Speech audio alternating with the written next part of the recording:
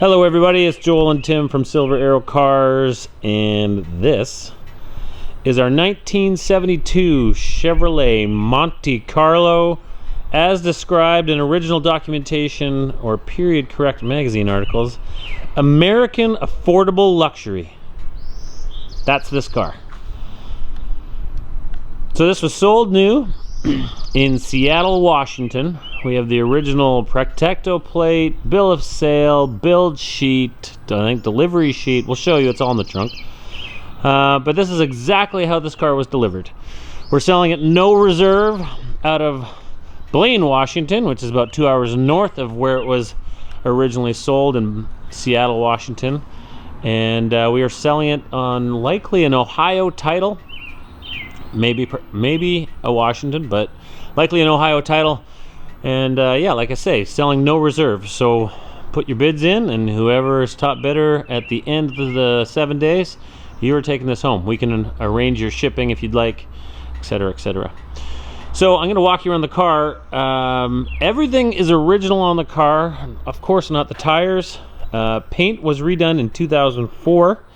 It's got a full-on poster board documentation as you would have and see at a car show.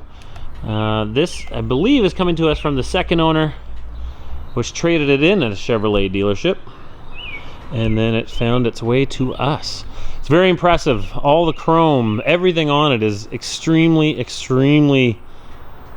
pristine. It's got original 25,000 miles on the car, so as you can imagine, it is tickety boo. So let me walk you around. The paint, for being redone in 2004, is extremely impressive. We see a lot of cars that get repainted by mid-level shops, maybe we'll say, and you'd have a lot of nibbing or you'd have a lot of fish eyes. Not the case on this. Actually very limited orange peel as well. It's in very good shape. I'd say the only thing is I want to point out paint wise, I think in this entire video, is on either side of the hood here, on either side of the fender where it approaches the windshield, there and there, there's slight discoloration. I don't know if when they painted it, I don't know if it's heat or what, but I don't know if you'll see it, but it's a slight discoloration on either side. All this chrome, and you'll be able to zoom in on our photos, all of it is, I don't want to say perfect, but you get the picture. Indicator, these look all original. The turns are, those are probably running lights, turn signal indicators on both sides, really good. The Monte Carlo insignia or emblem on the front, really good. No cracking in the acrylic. That's very impressive. Front emblem, everything up here is really tidy. These rubbers on the front of the bumpers, super pliable. That's nice. No corrosion or rust coming out of the bolts or the flathead bolts or whatever you call these. Bit of bug splatter. Extremely straight looking down the side of the car. Nice consistent color across the paint. This beltline trim, that's always pretty janky on old Survivor type cars. It is really incredible. No, that's, I believe this is aluminum. These always seem to be dinged up, much like the fender trim. These are the original rally wheels, or they is original to the car, from what I understand. In exceptional condition. No cracking on the tires. You can see inside. Oh wow! You can see inside the fender well there. Frame looks incredible. You'll see underside photos. But I'm going to get really repetitive here. All the chrome everywhere is really impressive. The vinyl top, I don't see any bubbles. My first car was a 68 Chevelle, had a black vinyl top, and along these seams and then along the rear window is always where the moisture would hang out and then start rusting the metal underneath and start bubbling up your vinyl top. This is really impressive. All the gutters, that looks great. And the sealant in there. See the original VIN tag. I think I saw a receipt for these plastic inserts, which I'm sure degraded over time. I saw a receipt. Someone replaced these, and the receipts are in the documents. Super cool. The hideaway headlights, which came, I think they started existing in the mid 60s. Let's move along here. Tim's just setting up some of the stuff in the trunk, so I will show you the interior. Again, as I understand it, original door panels, all original interior, which is not hard to believe looking at these original decals showing tire sizes. And it looks like that's the VIN and the manufacturer's sticker. Again, if this car was painted, they've avoided getting any overspray in and around these areas, which to me would indicate that it was done with good care. They obviously didn't paint the jambs. You can see a slight color difference between the jamb and the body, but no big massive tape line or anything here. That was done nicely.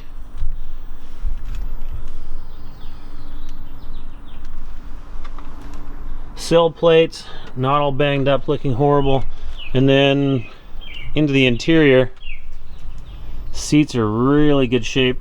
You can see a little bit of slight discoloration, obviously from the years in the sun compared to the seat and the seat back, but I'm getting pretty finicky and picky there. The latch release, those are always broken or kicked or something. Those work properly and latch in the way they're supposed to, and there's no extra lean to the seats or sagging to the seats. Lots of spring and cushion in both the front and rear. Windows work phenomenally, up and down. Not going to do all of them, but I remember my 68 Chevelle, once it started doing its second direction, you had to help it. Package tray, that definitely looks original, and I would say those look like the original speaker screens. Rear speakers was an option on this car. It's on the build sheet.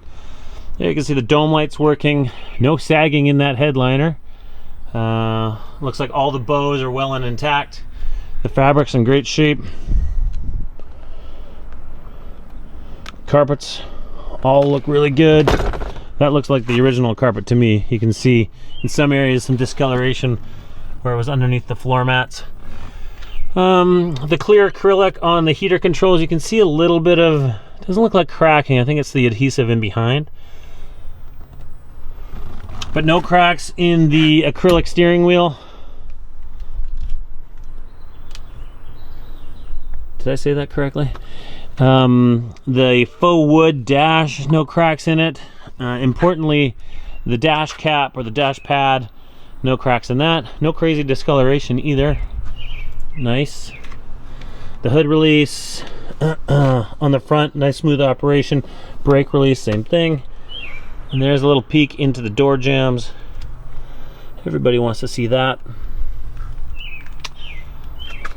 So obviously not a lot of features to show you on the interior, but everything matches as far as quality and preservation on the entire car. This rear bumper, same as the front. Chrome looks like new. The reverse lights, the acrylics on them, really impressive. You can see a little bit of age in the trunk seal. Definitely feels like the original. I'm not familiar enough with these cars to know what these original stamps are, but nonetheless, there's the original jacking instructions still adhered to the trunk lid. And it's a bit of a procedure here, but no corrosion, no rust to show in this trunk. It's, there's a floor mat in here. I only got one hand here, but it is tidy, tidy, tidy. So same thing down this side of the car. One side matches the other. No big scratches, no scratches really whatsoever. And just super, super tidy. Wheel arch trim on both sides and the belt light trim. Really impressive. That's obviously new exhaust.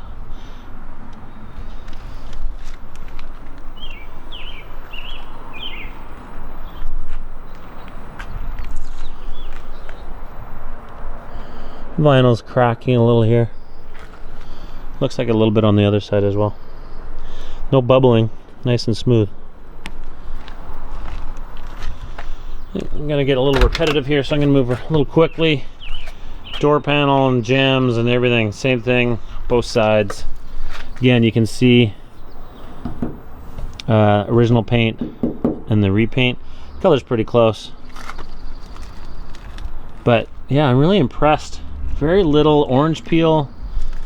Not a lot of, finding fisheyes or imperfections. It's pretty hard. Nice job, whoever did this. I will note, I think they were cardboard is what they made the inside of the inside back of the glove box out of. It is deteriorated, so that stuff was falling right through. Don't know what this sheet is, but that looks original. Sure I'll get roasted for that. Oh, cigarette lighter.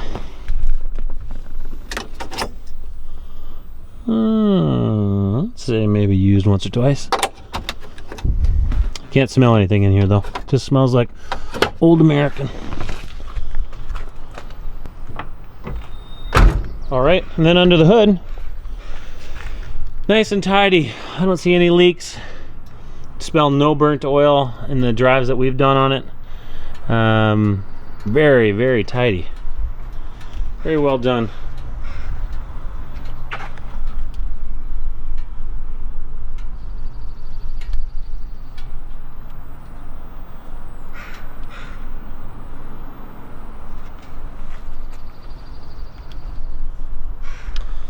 This guy looks original to me with maybe some new bolts there.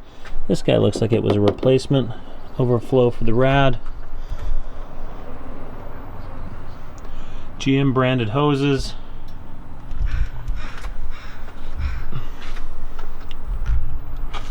Very dry. And I don't know if this is original or not, but it looks old. That dash pad, or the underhood pad, or the heat pad. Tim, I think I'm just going to get Tim to start up the car so you can hear how it sounds real quick. Then I'll walk you over to the documentation that we'll leave for further examination and photos. But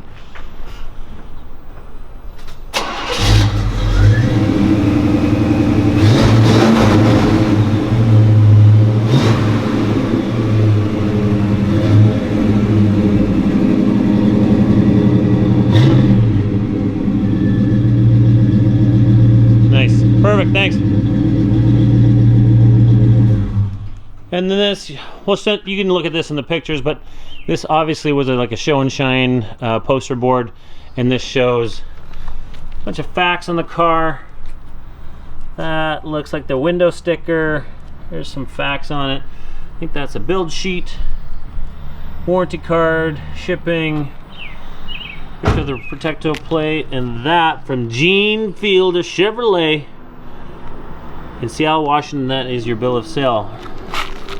Original selling price $3,877. And then this stuff comes with it as well that we'll document. I'm gonna leave it there. So just to remind you, thanks for watching the video. Hopefully you made it to the end. We're selling the car, no reserve,